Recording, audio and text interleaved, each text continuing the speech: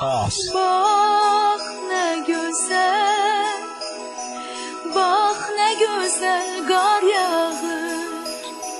Yeni ili sevgiyle karşılayır.